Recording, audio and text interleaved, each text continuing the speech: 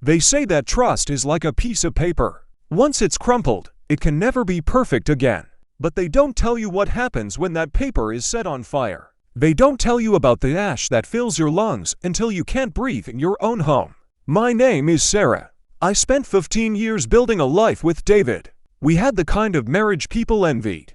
He was a high school history teacher, charismatic, kind, and steady. I was a freelance illustrator. We lived in an old Victorian house that we had spent a decade restoring, nail by nail. I thought I knew every corner of this house. I thought I knew every corner of his heart. But houses have secrets.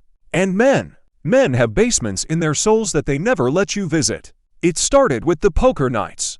Every Thursday, David would head out to his friend Mike's house. He'd come back late, smelling of faint cigar smoke and cheap beer, complaining about losing $20. It was a routine, and I loved our routines. But then, the routine changed. David started becoming quiet.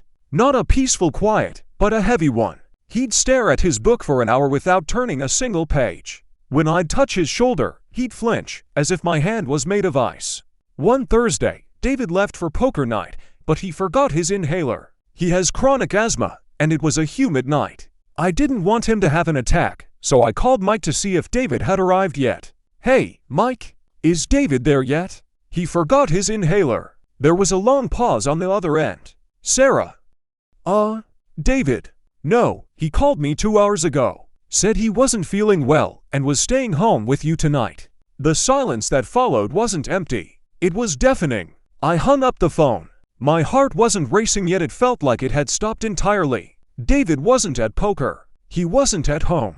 Where was he? I waited. I sat in the dark living room for 3 hours. At midnight, I heard his car pull into the driveway. I watched from the upstairs window. He didn't come inside immediately. He sat in the car for 10 minutes, the glow of his phone illuminating his face. He was smiling. A genuine, radiant smile that I hadn't seen in years. When he walked in, I didn't confront him. I don't know why. Maybe I was terrified of the truth. I pretended to be asleep. The next day, while he was at work, I did something I promised I'd never do. I searched. I checked his drawers, his emails, his browser history. Nothing. He was careful. Too careful. Then, I remembered the attic. David had spent a lot of time up there lately, claiming he was organizing old textbooks. I climbed the pull-down ladder. The attic was dusty and smelled of old paper. I moved some boxes of holiday decorations.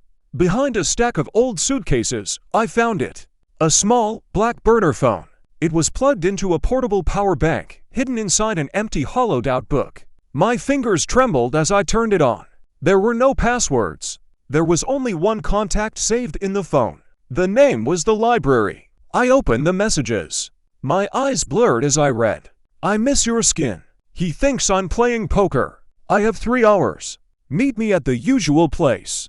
I can't wait until we can stop hiding. Claire." Claire. My breath hitched. Claire was my best friend. My bridesmaid. The woman who had held my hand at my father's funeral. The woman I had shared every secret with for 20 years. I didn't cry. Something inside me simply died. And in its place, a cold, sharp clarity was born. I spent the next week gathering my own library. I used a GPS tracker on his car. I found out their usual place was a small cottage Claire had inherited from her aunt, 2 towns over. I drove there one afternoon while they were both at work. Through the window, I saw them. They were in the kitchen, making pasta, laughing, drinking wine. They looked like a married couple. They looked like us. I went home and prepared a special dinner for the following Thursday. Our 15-year anniversary was coming up, but I decided to celebrate early. I invited Claire. I told her I wanted to surprise David. That night, the table was set with our finest china. Candles were flickering. Claire arrived first, looking radiant in a new blue dress. She hugged me. She smelled of the perfume David had given me last Christmas. "You look nervous, Sarah." She laughed, sipping her wine. "I am," I replied. "It's a big night." David walked in 20 minutes later. When he saw Claire sitting at our dining table, he turned pale. His eyes darted between us, looking for an explanation. "Surprise, honey," I said, my voice steady and sweet. "Since you've been working so hard on history lately, I thought we should have a trip down memory lane with our oldest friend." The dinner was agonizingly quiet. I served the main course, then stood up. "You know, David," I said, swirling the wine in my glass, "I was in the attic the other day. I found that old book you were restoring. The one with the electronics inside." The sound of David's fork hitting the porcelain plate was like a gunshot. Claire's hand froze halfway to her mouth. "It's fascinating," I continued. "The messages in the library, especially the ones about Claire's skin. You were right, David. History is important, because history always repeats itself." I pulled the burner phone from my pocket and laid it on the table. "I've already called your school board, David. They have copies of the messages. Dating a former student's mother, even if she is my best friend, is a major violation of the conduct code you signed. And Claire, I spoke to your husband this afternoon. I gave him the address to the cottage. I think he's there right now, changing the locks and packing your things into garbage bags." I leaned in, my face inches from David's. "The house is in my name. My father's inheritance paid for it. You have 30 minutes to take what you can carry. After that, I'm calling the police to report a trespasser." They left together. They had no choice. No jobs, no homes, and now no secrets. I watched them walk down the driveway from the attic window. They weren't holding hands. They weren't laughing. The magic of their affair had been the shadows. Now that the lights were on, they just looked like two strangers who had ruined everything for a feeling that didn't even last the night. I stayed in the Victorian house.